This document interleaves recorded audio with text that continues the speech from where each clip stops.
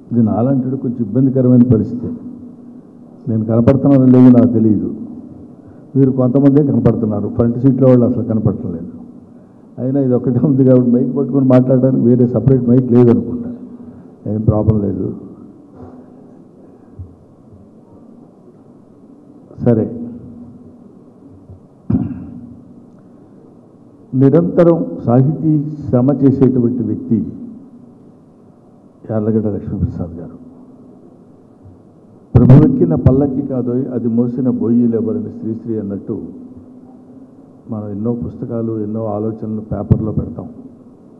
ఎన్నో ఆలోచనలు పేపర్ల మీద పెట్టి పేపర్లని ప్రింట్ చేయించడానికి ఉపయోగపడేటువంటి విజయ్ కుమార్ లాంటి వాళ్ళని, ఆ తర్వాత వాటిని అచ్చువేసి తీసుకొచ్చిన తర్వాత గ్రంథస్థ రూపం దాల్చిన తర్వాత వాటిని మీ ముందు తీసుకురావడానికి ప్రయత్నం చేసి సఫలీకృతం చేయడానికి నిరంతరం తోడ్పడేటువంటి వ్యక్తి రచయిత పద్మభూషణ్ యార్లగడ్డ లక్ష్మీప్రసాద్ గారు. ఇది ఆయన గురించి చెప్తే ఇలాంటివి కొన్ని వెలుగును చూడాలంటే వాళ్ళలాంటి వాళ్ళు, ముఖ్యంగా లక్ష్మీప్రసాద్ గారు లాంటి వాళ్ళు చేసేటటువంటి పూనుకుంటున్నటువంటి విషయం. కాబట్టి ఇప్పుడే మాట్లాడాను, 18వ తారీఖు మీరు అమెరికా వెళ్తున్నారంట కదా, ఇక్కడి నుంచి వెళ్తారా లేకపోతే విశాఖపట్నం వెళ్ళి వెళ్తారా అండి అని అడిగాను. అంటే జనరల్గా మా విశాఖపట్నం వెళ్ళి వెళ్తాను సార్ అని చెప్పొచ్చు.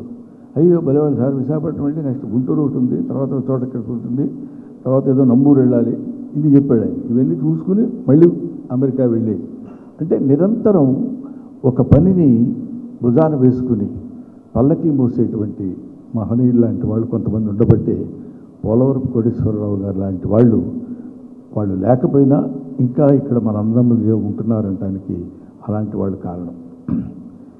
ఇలాంటి సాహితీ పుష్పాలు, సాహితీ వనం, ఇట్లాంటి వాళ్ళందరూ ఇక్కడికి వచ్చి సమావేశమై సాహిత్యానికి సంబంధించినటువంటి మంచి మంచి మాటలు, మంచి మంచి సువాసన వెదజల్లేటువంటి ఈ సభలో పాల్గొనటానికి ఎప్పుడూ నేను ముందుంటాను అని వచ్చేటువంటి మల్లెపువ్వు లాంటి, తెల్లగా ఒక మల్లెపువ్వు లాంటి కొనంలో వికసిస్తున్నటువంటి పువ్వుల వస్తారు ముప్పవరపు వెంకయ్య నాయుడు గారు. ఆయన రాక ఒక ప్రత్యేకత సంతరించుకుంటుంది. అది మీరు ప్రత్యేకంగా చెప్పాల్సిన అవసరం ఏంటంటే మాకు తెలీదా, నువ్వు ప్రత్యేకంగా అండర్లైన్ చేసి చెప్పాలా అనవచ్చు. కొన్ని చెప్పాలి. భగవంతుడు కూడా నేను భగవంతుడిని చెప్పుకునే స్థితి వచ్చింది. ఎందుకంటే శ్రీకృష్ణుడు అంతటి వాడు, నేనేరా అంతా, మిగతా వాళ్ళందరూ ఎవరూ లేరు, నేనే ఇంత గొప్పవాడిని అర్జునుడు చెప్పాల్సిన స్థితి ఏర్పడుతుంది. కాబట్టి కొన్ని చోట్ల మనం మానవులైన వాళ్ళు ఉన్నా మనలో ఉన్నటువంటి గొప్పతనాన్ని మనం అంతటా మనం చెప్పుకోకపోయినా మన గురించి చెప్పేవాడు ఒకడు ఉండాలి.